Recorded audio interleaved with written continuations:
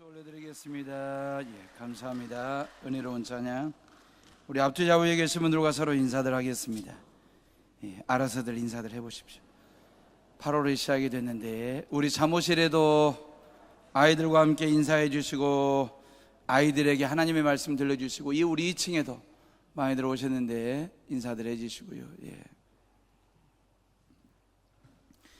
자, 에베소서는 6장으로 되어 있는데 1장부터 3장까지는 교회란 뭐냐, 교리적인 어떤 논리적인 그냥 교회의 본질에 대해서 이론과 교리적인 면에서 설명을 했고요. 4장, 5장, 6장은 그러면 교회는 어떤 곳이어야 하느냐, 실천적인 차원에서 교회가 어떤 일들을, 어떤 역할들을 감당해야 되는지 그 얘기를 하는 거거든요. 결국 성도들의 삶의 중요성을 이제 에베소서 4장, 5장, 6장에서 이야기를 하는 겁니다. 자, 오늘부터 4장을 시작하는데 4장은 말이에요, 교회란 평안에 매는 줄로 성령이 하나 되게 하신 것을 지키는 곳이 교회라는 거예요. 성령이 평안에 매는 줄로 하나 되게 한 이것 자체를 지키는 곳이 바로 교회가 된다라고 하는 거죠. 여기서 하나라고 하는 말은 1, 2, 3, 하나, 둘, 셋을 말하는 게 아니라 연합과 일치를 말하는 거거든요. 빌립보서 4장에 보면 하나가 되라는 말이 자주 나와요. 하나 풍년장이라고 할 정도로 하나됨에 대해서 강조하고 또 강조하는 이유는 하나됨이, 일치함이 그만큼 중요하기 때문에, 또 성령께서 하신 일이기 때문에 그렇습니다.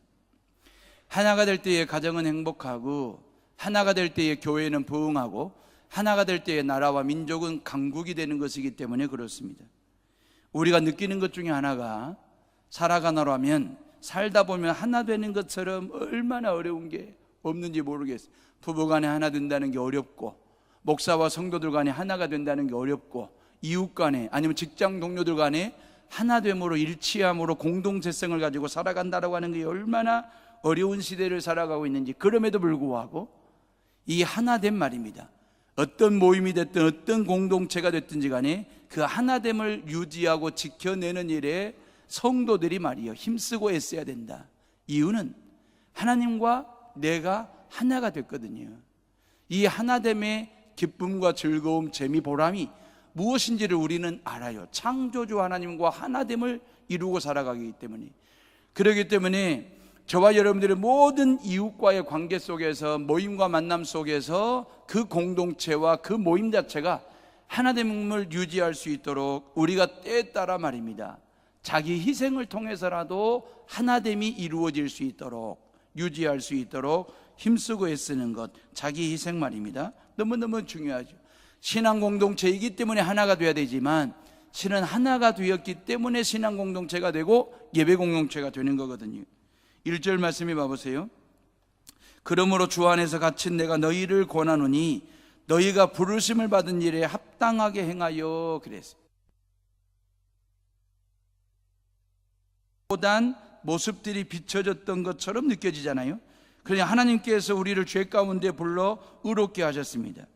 불신자에서 불러 신앙인으로 만들어주시고, 그리고 지옥 갈 사람들을 불러서 천국 가는 크리스찬으로 만들어주셨으니까 얼마나 감사한지. 고로 그런 하나님의 부르심에 합당한 삶을 사는 것, 너무너무 중요한 사명이다라고 생각합니다.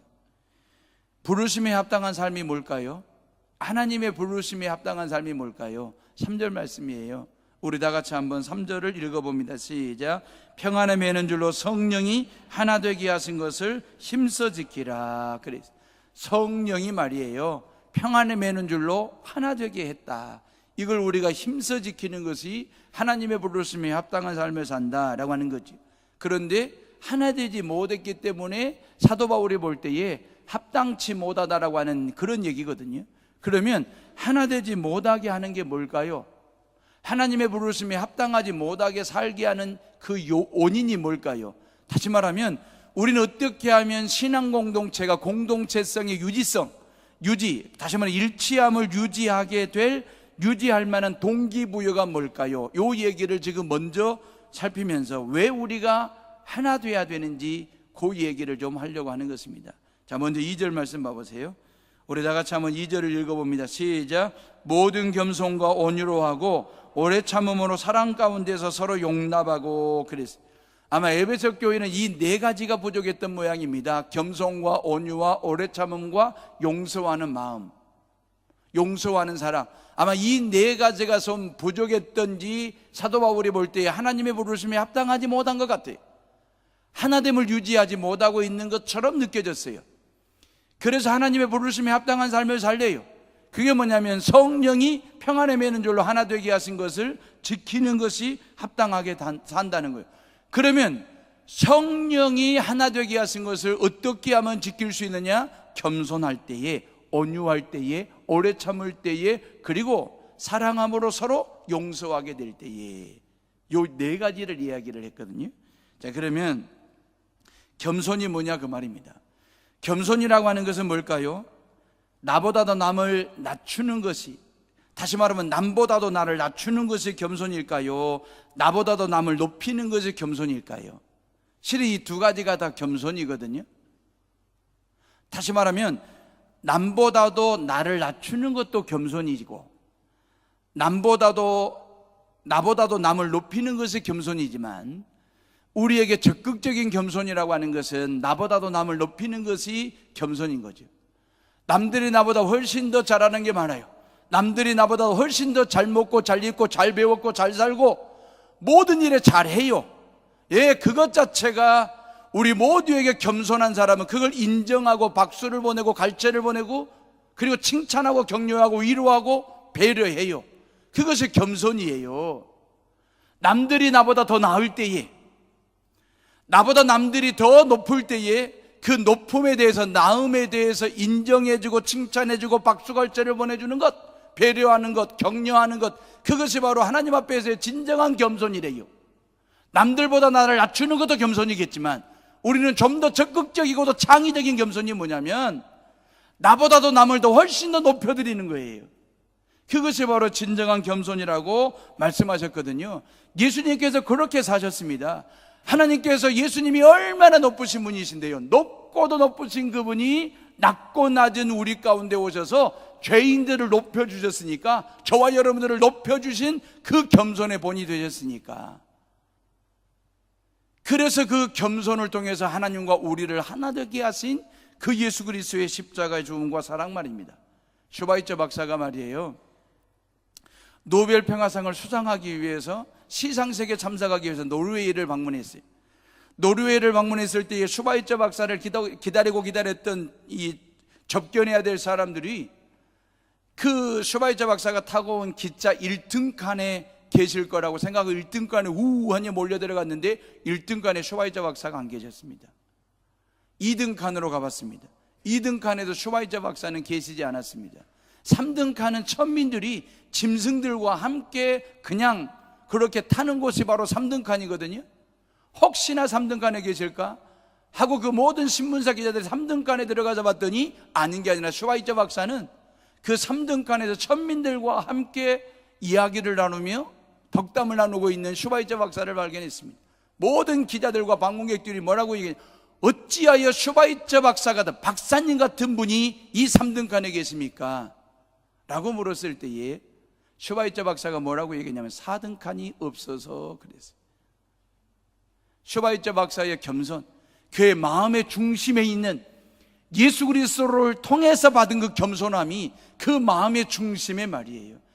그래서 4개 박사학위를 가지고 있는 슈바이처가 아프리카 정글 밀림 속에 들어가 토인들과 함께 그들을 사랑하고 그들에게 겸손의 본을 보이시면서 인류애를 나누었던 것처럼 말입니다. 답은 겸손합니다. 답은 간단합니다. 4등칸이 없기 때문에. 4등칸이 있었으면 슈바이처 박사는 4등칸에 가서 그들과 함께 시간을 보냈을 거라고 하는 그 겸손한 슈바이처 박사의 모습 말입니다. 어느 한 여자 신도가 말이에요, 신부님을 찾아와서 고해성사하겠다고 신부님을 찾아와가지고 고해성사를 하는데, 신부님, 제가 너무너무 교만했습니다. 교만죄를 용서해 주십시오. 제가 얼굴이 조금 예쁜 것 때문에 신부님께 순종하지 않았고, 제가 얼굴이 조금 예쁜 것 때문에 예전대회 회장을 제가 무시했고, 얼굴이 조금 예쁘다는 것 때문에 사람들을 무시하며 살았습니다. 이 교만죄를 용서해 주십시오. 그러니까 신부님이 너무너무 궁금한 거예요. 이 여자 신도가 도대체 얼마나 예쁘길래 쪽문을 살짝 이렇게 봤대요. 쪽문을 닫으면서 뭐라고 얘기했냐면, 성도님, 교만죄보다 더 무서운 게 착각죄입니다. 그래서 그러니까 이 성도님은 지금 교만죄에 빠진 게 아니라 착각죄에 빠지셨습니다 라고 이렇게 고해성사를 해줬다라고 하는 거예요. 우리 옆 사람 보고 인사합시다. 교만과 착각죄에 빠지지 맙시다. 자, 두 번째는 온유함입니다. 온유할 때에 하나됨과 일치됨을 유지할 수 있다. 한자 말에 윤우승강이라는 말이 있죠. 부드러움이 강함을 이긴다는 것입니다. 바위를 물이 이겨내요. 바람을 이겨내요. 딱딱하고도 강력한 힘을 가지고 있는 이빨을 부드러운 혀가 나중에 가서 보면 이겨내거든요. 부드러움이 강함을 이긴다라고 하는 것. 온유함이라고 하는 것은 이런 거죠. 약하다, 부드럽다라고 하는 얘기거든요. 이게 많은 사람들이 그냥 온유하게 살면, 약하게 부드럽게 살면 세상 사람들은 모질이라고 얘기도 하고 손가락질도 하고 그러거든요. 근데 성경에서 말하는 부드러움, 온유함이라고 하는 포라오스는 말입니다. 모든 것을 감싸고 품고 수용할 줄 아는 마음의 상태를 온유함이라고 이야기합니다. 예수님 삶 자체가 온유하셨거든요. 예수님이 말씀하신 산상수훈의 핵심은 뭡니까? 부드러운 사람이 행복하다라고 하는 것입니다. 심령이 가난한 자가 복이 있나니 그랬잖아요.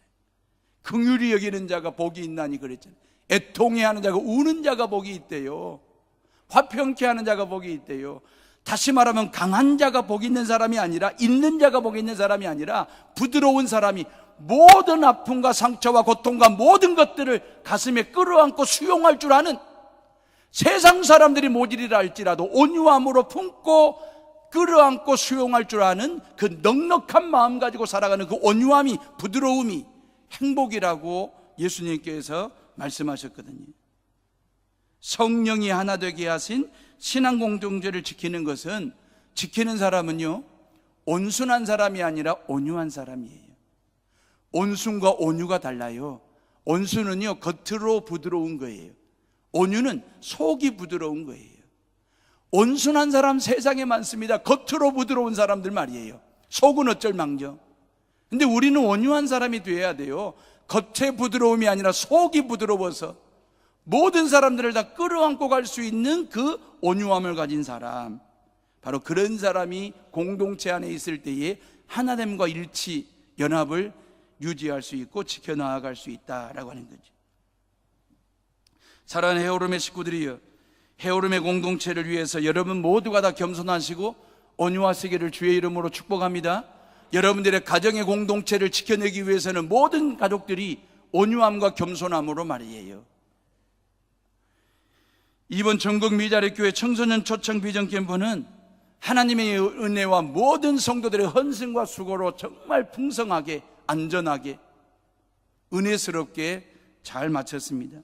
3일 동안이요, 애들이랑 같이 먹고 자고, 애들이랑 같이 말씀 듣고 찬송하고 춤을 추고 기도하고 노래를 불렀던 60대 이상 되신 머리가 허연백발 되셨던 그 목사님이 잊혀지지가 않습니다. 저 경상북도 의성에서 여기까지 손잡벌 되는 중고등부 애들을 데리고 와서 3일 동안 단 1시간도 빠지지 않고 그 허연 흰머리 백발의 노인 할아버지 목사님이 이들과 함께 찬송하고 기도하고 말씀 듣고 같이 먹고 같이 자고, 그런 모습들 말이에요. 이번 비전 캠프에 한 50여 명의 인솔자들이 따라오셨거든요. 50여 명의 인솔자들 중에는 목사님도 계시고 장로님 교사들도 있고 권사님 교사들도 있고 청년 교사들도 있고 그러거든요. 그 50여 명의 인솔자들이 순간순간 저를 만날 때마다 뭔 얘기를 하셨냐면 100% 무료로 하기 때문에 인사치레로 하는 인사가 아니었습니다. 그냥 립서비스하는 그런 인사가 아니었습니다. 진정성 있게 저에게 다가왔고 진정성 있는 고백을 했습니다. 뭐라고 얘기했냐면, 해오름교회가 얼마나 기도로 사랑으로 정성을 다해서 준비한 비전 캠프인지 가슴으로 느껴진다는 거예요. 스태프들과 주방에서 밥 지어주시는 분들의 표정을 보면 알 수 있다고, 참 많은 은혜, 큰 사랑을 받고 간다고. 스텝으로 헌신하는 중고등부 학생들이 참으로 겸손해 보이고 집행부원들의 온유함으로 대하시는 모습이, 그리고 모든 헤어론교회 목회자들이 최선을 다하시는 모습이 감동적이었다고. 겸손해 보이고 온유해 보여서 마음에 부담 없이 마음껏 먹고 은혜 받고 애들과 함께 뒹굴다가 부담 없이 이 성전을 떠나가게 된다고. 너무너무 고맙다고, 너무너무 감사하다고. 내년에도 해주겠느냐고 물어보는 거예요. 지금까지 애를 데리고 5만, 6만 원, 7만 원짜리 비전 캠프 한다고 리조트를 가봤고 대학교 캠퍼스를 빌려가지고 하는 그 비전 캠프를 가봤지만, 헤어론교회 비전 캠프는 남다른 데가 있는 게 뭐냐면 성전 안에서 먹고 자고 여기서 모든 프로그램을 진행하니까 애들이 먼저 영적으로 하나님의 은혜를 사모할 준비가 되어가지고 성전 안에서 이루어지는 비전 캠프가 남다르다. 내년에도 해주겠느냐고 물어보는 거예요. 돈 내라면 돈 내고라도 올 테니까 해달라고. 교회에서 아직 결정된 바가 없기 때문에 기도하시자고. 그러고 그분들을 다 돌려보냈습니다. 지난주에도 말씀을 드렸지만 결코 쉬운 일도 아니고 어려운 일인데, 복잡한 일인데, 신경 되게 쓰이는 일인데, 그럼에도 불구하고 우리가 이 일을 희년을 맞이해서 두 번째로 하게 된 이유는 딴 게 아니에요. 그냥 예수님이 기뻐하실 것 같아서, 예수님이 좋아라 하실 것 같아서. 예수님께서 3일 동안 이 안에서 이루어지는 모든 일들을 보시고 얼마나 기뻐하시고 좋아하셨을까. 하려고 해보니 이 마음이었고 해보니 이 마음이 통일했어요. 밤 11시가 넘도록 집회를 하고 12시부터 애들 취침하고 12시부터 새벽 6시까지 목회자들과 청년들이 1시간만씩 교대로 불침번 쓰면서 아이들을 지키고, 저도 3일 동안 단 1시간도 빼먹지 않고 제일 앞자리에 앉아서 말씀 듣고 간증 듣고 얘들과 함께 찬송 부르고 기도하고 춤을 추고 받은 바 은혜가 큽니다. 나눔과 섬김이라고 하는 것이 얼마나 귀한 일인지. 그러면서 저를 비롯해서 우리 모든 스태프들과 성도들이 혹여나 말 한마디가 교만스럽고 혹여나 행동 하나가 온유함에서 벗어나가지고 전국 각지에서 모인 청소년들과 인솔자들에게 혹여나 상처를 주기나 않을까, 마음에 부담 주지는 않을까, 그것 때문에 저희들이 정말 노심초사하며 겸손하게 온유함으로 3일 동안 섬겼습니다. 교회 공동체 안에는 나보다 남을 더 높게 여기고 존중히 여기는 겸손함이 있어야 하고 온유함, 부드러움이 있어야 됩니다. 그래야 성령이 하나 되게 하신 것을 지킬 수 있습니다. 세 번째는 오래 참음입니다. 따라서 합시다. 오래 참음. 오래 참음이 뭔 설명할 필요가 없는 거잖아요. 참지 못해가지고 일어나는 사건들이 얼마나 많은지 모릅니다. 보복운전, 무서운 운전입니다. 정말 조심들 하셔야 돼요. 운전을 해도 마음이 편치가 않네요. 보복운전 말입니다. 왜 그렇습니까? 참지 못하기 때문에. 층간소음, 세상의 아래층에 살던 사람들이 이런저런 무기를 들고 2층에 위층으로 올라와가지고 사람 죽이는 그런 시대를 우리가 살고 있지 않습니까? 뭐 때문에? 오래 참지 못하기 때문에. 참지를 못하는 것입니다. 여러분들 모두가 다 꾹 참으시고 꼭 참는 성도들 되시기를 주의 이름으로 축복합니다. 어떤 상황에서든, 어떤 감정이 아프든, 어떤 상처가 됐든지 간에 하나님 앞에서, 모든 사람 앞에서 꾹 참으면 하나님께서 여러분들의 삶의 중심에 하나님의 은혜와 말씀과 사랑과 축복을 꾹꾹 눌러 담아주시고, 꼭 참으면 하나님께서 꼭 은혜를 주시고 꼭 사랑하시고 꼭 축복하신다는 사실을 믿으시고, 모든 사람과 하나님 앞에서, 모든 사건 사고 앞에서 꾹 참으시고 꼭 참으셔서 하나님이 주시는 은혜와 사랑과 축복을 꼭 받으시고 꼭 받는 성도들 되시기를 주의 이름으로 축복합니다. 네 번째는 사랑 가운데서 서로 용서하는 것입니다. 용서하는 것. 사랑만 하는 게 아니라 서로 용서하고 용납하는 것 말입니다. 용서는 나 자신을 위해서 하는 거예요. 왜 용서가 힘들고 어려운 줄 아십니까? 그것은 용서는 남을 위해서 하는 줄 알아요. 너를 위해서 용서한다고 생각하니까 용서가 안 되는 거예요. 용서는 결과론적으로 놓고 보면 나를 위해서 용서하는 거거든요. 생각을 해보세요. 정말 용서하고 싶은데 용서하지를 못했어요. 내 마음에 막 분이, 성이, 화가 나고 그걸 막 자꾸 키워요. 그러게 되면 결국 내 안에 마음의 상처가 생기는 거거든요. 마음의 상처가 생기면 영혼의 눌림이 와요. 영혼의 눌림이 오지, 마음의 상처가 오지, 마음의 분과 화가, 성이 꽉 찼지. 그러면 이게 모든 망가지 병의 스트레스 원인이 되는 거예요. 상대방은 2달에 쭉 뻗고 자고 있는데 나는 용서하지 못해가지고. 용서는 그 사람을 위해서 하는 게 아니라 나를 위해서 하는 거예요. 용서하면 내가 살아요. 먼저. 왜 용서하지 못합니까? 복수하고자 하는 마음이 있기 때문에. 용서하지 못하면 스스로 자기가 자기에게 보복하는 거예요. 자기가 자기에게 복수하는 거라니까요. 용서하지 못하면. 용서하면 나도 살고 그 사람도 살아요. 용서가 왜 어려울까요? 용서는요, 용을 써야 되거든. 그래서 용서가 어렵다네요.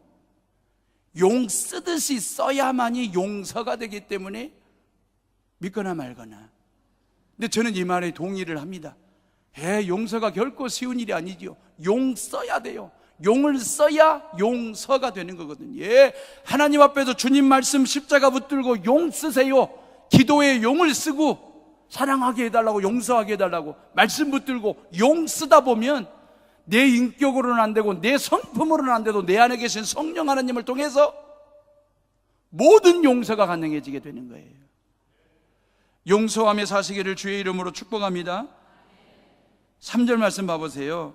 다 같이 한번 읽어봅니다. 시작. 평안에 매는 줄로 성령이 하나 되게 하신 것을 힘써 지키라 그랬어요. 하나 되게 하신 주체가 성령이래요. 하나 되게 하는 주체가 목사가 아닙니다. 우리 장로님들이 아닙니다. 성령께서 평안에 매는 줄로 하나 되게 했으니 힘써 지키라. 우리가 할 일은 뭡니까? 그 하나 되게 하신 그 하나됨을 힘써 지키는 것이 우리의 사명이에요. 우리가 하나 되게 한 줄로 아십니까?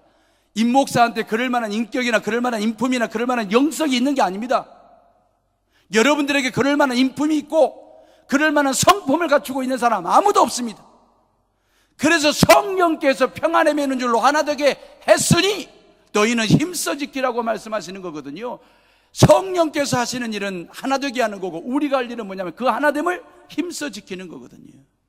남성교회가 하나가 됐다, 여전교회가 하나가 됐다, 구역이 하나가 됐다, 교회가 하나다, 그 하나됨의 주체는 말이에요, 성령 하나님이 하신 일이거든요.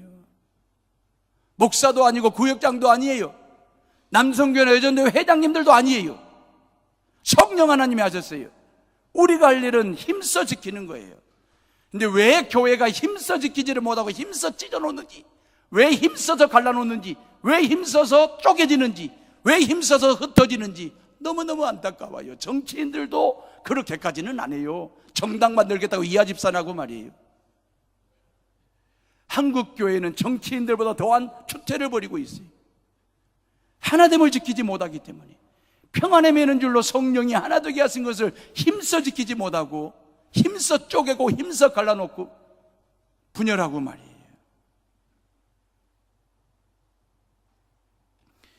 성령님이 평안에 매는 줄로 하나 되게 한 것, 평안에 매는 줄이 뭘까요? 저는 그렇게 생각했습니다. 말씀과 십자가라고 생각했습니다. 성부 하나님께서 말씀으로 천지만물을 지으셨잖아요. 예수님께서 십자가의 죽음과 부활을 통해서 저와 여러분들의 모든 죄를 속량하셨잖아요. 성령님께서는요, 하나됨을 지키고 하나됨을 만들어낸 일을 하셨거든요. 그래서 평안에 매는 줄로 성령이 하나 되게 하신 것, 말씀과 십자가 말이에요. 봐보세요. 말씀으로 하나님이 천지 만물을 지으셔서 하나님과 인간을 하나 되게 하셨습니다. 말씀으로. 예수 그리스도는 십자가의 죽음과 부활을 통해서 하나님과 죄인들을 하나로 묶는 역할을 해주셨습니다. 성령님은요, 예, 이 묶임, 이 메인 말이에요. 하나됨을 유지하도록, 이게 끊어지거나 해체되지 않도록 성령 하나님께서 모든 공동체의 중심에 임재하셔서 이 하나됨을 유지하도록, 견지하도록 인도하시고 살피시는 분이, 도우시는 분이 성령 하나님이시거든요.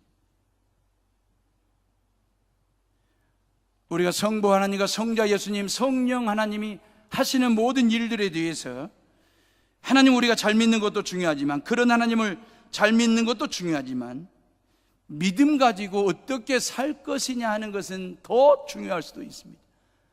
한국교회가 모든 성도들에게 믿음을 키워야 되고, 믿음대로 커야 되고, 예, 귀가 딱땡이가 지도록 선포했고 강조했고 증거했습니다. 문제는 믿음을 강조한 만큼 삶을 강조하지를 못했습니다. 성령이 하나 되게 하신 건 예, 믿습니다. 근데 그 하나 되게 하신 걸 지키겠다라고 하는 삶의 결단과 고백이 너무 약한 거예요. 믿음은 좋아 보여요. 내 삶이 약해요. 그러다 보니 교회가 쪼개지고 갈라지는 교회들이 너무너무 많습니다. 평안에 매는 줄로 성령이 하나 되게 하신 것, 예, 성령의 평안에 매는 줄, 예, 이건 안전벨트와도 같은 거예요. 우리는 안전벨트를 뭐라고 얘기합니까? 생명벨트라고 얘기하잖아요. 이 안전벨트가 나의 생명을 지켜주는 벨트와 같은 역할을 하기 때문에 우리는 생명벨트라고 얘기할 정도로, 안전벨트를 풀면 위험해요. 죽을 수도 있어요. 근데 안전벨트를 매면 위험으로부터 이길 수도 있고 죽음으로부터 건질 수도 있어요. 그래서 요즘 고급 승용차들 봐보세요. 안전벨트 자체를 채지 않으면, 안전벨트를 매지 않으면 시동 자체가 걸리지 않는 고급 승용차들도 있고요. 더 고급스러운 승용차는요, 시동을 딱 걸면 지가 알아서 안전벨트를 착 하고 매주는 차까지 나왔어요. 왜요? 생명벨트이기 때문에. 이거 안 매면 죽어요. 그래서 매는 거예요. 성령께서 평안에 매는 줄로, 예, 생명벨트와도 같은 거예요. 이거 매는 거 너무너무 감사한 거예요.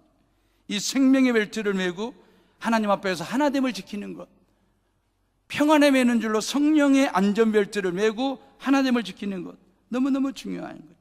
예수님이 십자가의 죽음을 앞두고 겟세마네 동산에 최후의 기도를 드렸잖아요.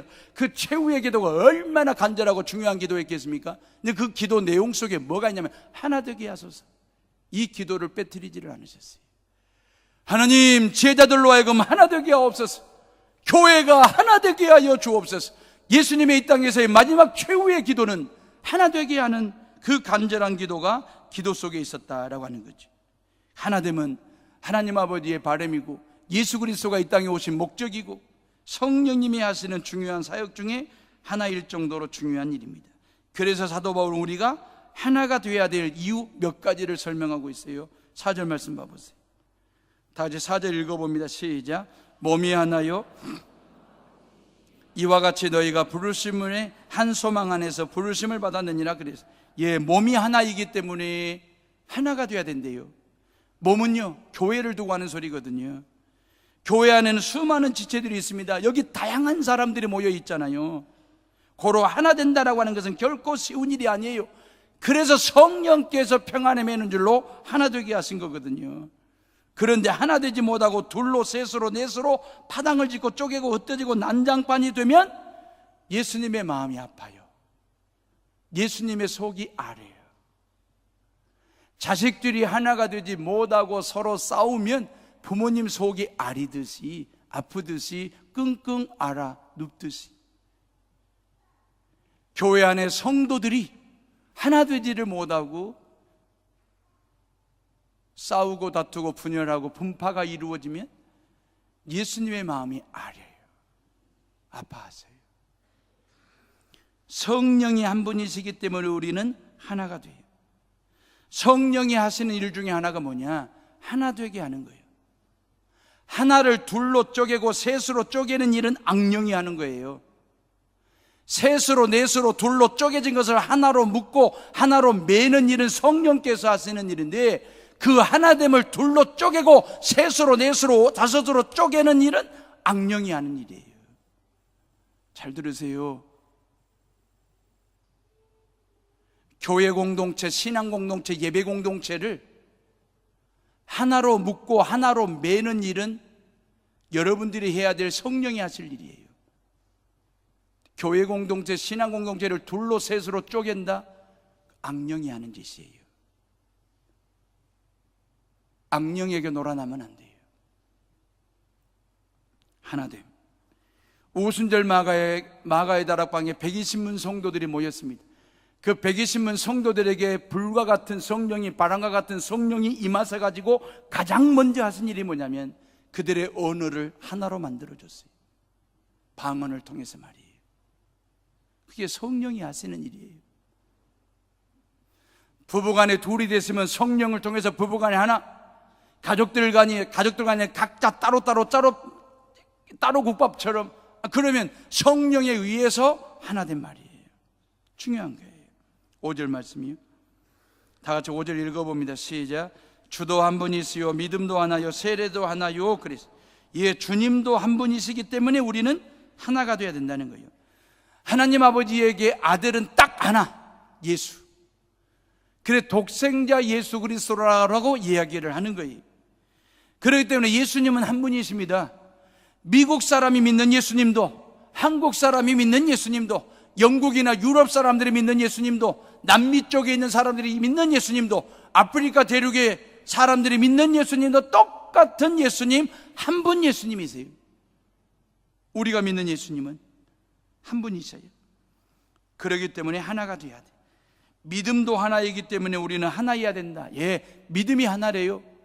여기 계신 우리 300여 명이 넘는 성도들 말이에요. 일부 예배 때도 마찬가지지만 여기 안에 장로교에서 믿음을 시작하신 분들도 계실 거고, 아니면 감리교나 성교교나 침례교 쪽에서 신앙의 첫 발을 내디신 분들도 계실 거고, 아니면 순복음 말이에요. 좀 더 정확히 말씀드리면 하나님의 성의 순복음 쪽에서 신앙의 첫사랑을 경험하신 분들도 계실 거고, 신앙의 출발점이, 신앙의 배경 자체가 다 달라요. 근데 믿음이 하나예요. 우리 이 시간 조금 전에 예배를 시작하면서 사도신경으로 신앙을 고백했잖아요. 사도신경으로 신앙을 고백한다라고 하는 말은 우리가 믿음 안에서 하나임을 고백하는 거거든요. 믿음이 하나예요. 그래서 하나여야 돼요.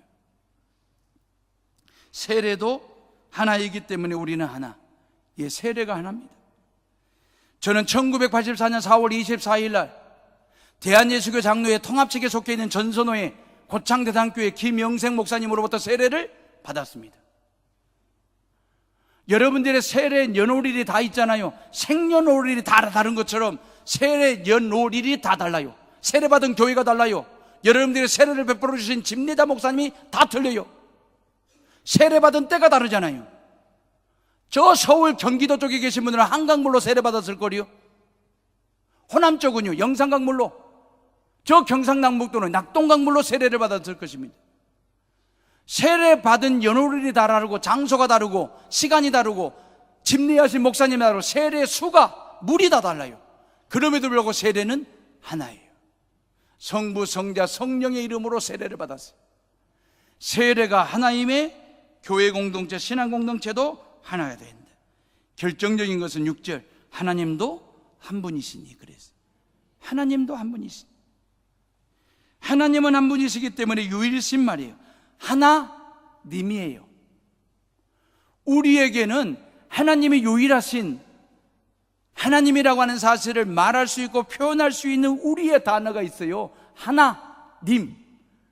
영어나 다른 기타 언어에는 이런 단어가 없어요. only라고 하는 말도 있겠지만 우리는 하나님을 얘기할 때 하나님이에요. 원래는 하늘님이라고 얘기했지요. 하늘님이라고 얘기했는데 문법적으로 정리하면서 하느님이 된 거예요. 그 하느님을 천주교는 지금도 하느님이라고 얘기해요. 근데 개신교는 하나님이라고 얘기해요. 하느님이 맞습니까? 하나님이 맞습니까? 성경에서 말하는 우리가 믿는 여호와는 하느님이 아니라 하나님이에요. 우리가 믿는 하나님이 하나님이시기 때문에, 유일하신 하나님이시기 때문에 저와 여러분들이 예수 그리스도 안에서 하나 되는 것 너무너무 중요하지요. 교회도 성령도 주님도 믿음도 세례도 하나님도 한 분이시라고 하니 이 얼마나 감사한지.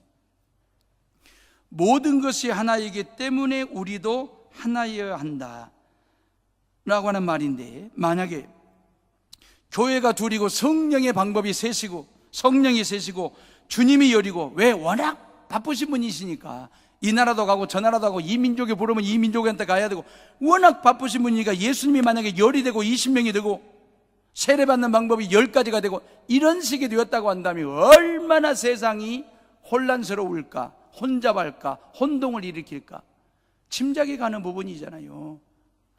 아니, 교회도 하나고 성령도 하나고 하나님도 하나이시고 몸도 하나이고 주도 하나이고 모든 것이 다 하나이라고 하는데도 자칭 재림주 예수라고 떠벌리고 혹세무민하는 이단 사이비 교주들이 한국 땅에 드글드글한데,